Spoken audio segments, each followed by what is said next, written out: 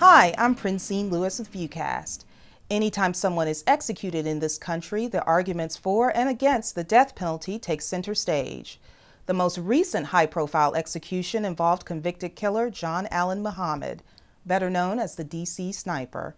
Whether or not you believe justice is served by executions, Vanderbilt professor Christopher Slobogin says, research shows there are a number of ways the system can break down. The biggest problem with the death penalty is that mistakes are made because there's not adequate funding of defense attorneys, because prosecutors are sometimes overzealous, because juries don't understand their instructions, and a whole host of other reasons. People are sentenced to death when they should not be. And just last Friday, North Carolina freed LaVon Jones, America's 129th exonerated death row inmate. And the unfortunate fact is that after a person is executed, we don't tend to investigate whether we made a mistake. So we don't know how many people who have been executed, in fact, should not have been. Another concern is that death penalty cases are expensive. They take time, sometimes years, and can cost a state millions of dollars. An enormous amount of their resources go to capital cases. Their best attorneys have to be assigned to capital cases. Their best investigators, their best police agents are assigned to capital cases. So what the death penalty does is suck an enormous amount of resources out of other kinds of criminal cases. And as a result, probably overall the criminal justice system suffers. If you want to watch more on our interview with Slobogin, go to VUCast at vanderbilt.edu/news. Click on videos and then click on experts.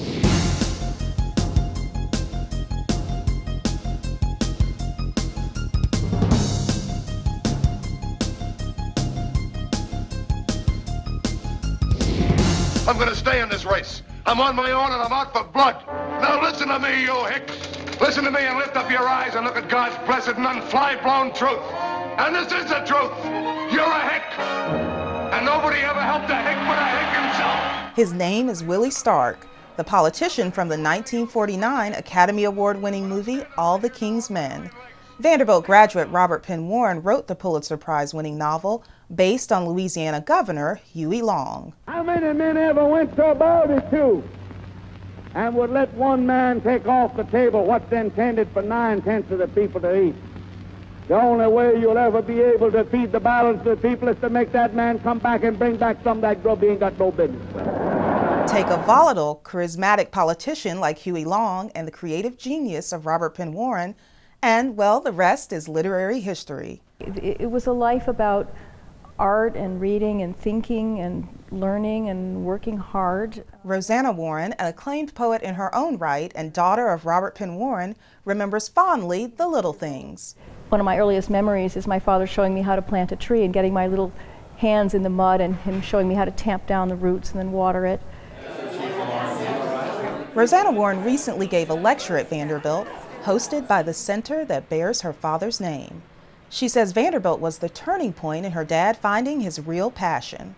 Vanderbilt changed his life, especially because of one professor here, John Crow Ransom, who was his professor of composition in my father's freshman year. And my father was expecting to become a chemical engineer. He didn't have any ambitions in literature, but Ransom's teaching put him on fire. Robert Penn Warren joined a Vanderbilt literary group called The Fugitives, and his first poems were published in that group's magazine. But how does the daughter of two writers end up penning poetry herself? Well, I tried not to. I tried very hard not to be a writer, though I always loved writing and reading and memorizing poetry from the time I was a very small child. But I wanted to be a painter. And then a few years passed. It was like watching a love affair slowly disintegrate. I just suddenly realized one day I wasn't a painter. To watch Rosanna Warren's lecture, go to VUCast at vanderbilt.edu/news and click on videos, then click on lectures.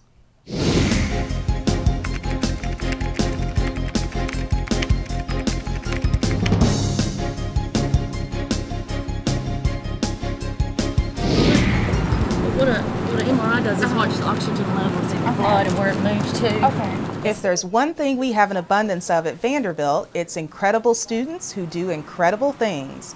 So how do you pick the 2009 Outstanding Senior? It isn't easy. Chancellor Zeppos will present a silver engraved bull to our outstanding senior. This year, Fabiani Duarte received that honor during halftime at a recent football game. The student government's chief of staff and global communications political science major is a favorite at VUCast. It seems no matter what event we covered, Fabiani was always there. From ESPN Game Day it's going to be doors all the way. It's going to be an incredible thing. To Move In. Hail to thee, our alma mater, Vanderbilt. All hail! All right, very good. So we asked Fabiani what has he gotten from his time at Vanderbilt. It's taught me the beauty of diversity that brings people together and doesn't divide us. It's taught me the idea of operating within a family that you can always count on. It's helped me to discover not just the gift of education, but the gift of teaching. You know, as a VUCester, as a student government leader, as someone who advocates for my fellow peers. I'm someone who can talk about Vanderbilt, work for a better Vanderbilt, and then inspire others to build an even better one after I'm gone. And that's another good soundbite from Fabiani. He definitely has a future in politics. And finally, what exactly does it take to get that perfect photo? When it involves a mountain and a rock climber, believe me, it takes quite a lot. In this week's Internet Hotspot, we get a behind-the-scenes look at the links, or in this case, the heights, Vanderbilt photographer Steve Green goes for a photo featured in Vanderbilt View's Last Word. Yes, that's Steve in a harness following rock climber and Outdoor Rec Center's activities director Jamie Dial up the side of a cliff at Kings Bluff in Clarksville. Now that deserves 4 Commodores. You can read all about Jamie's rock climbing activities in the December issue of Vanderbilt View on newsstands now. And watch a slideshow on what it took to get the shot at vanderbilt.edu/VanderbiltView. For VUCast, I'm Princine Lewis.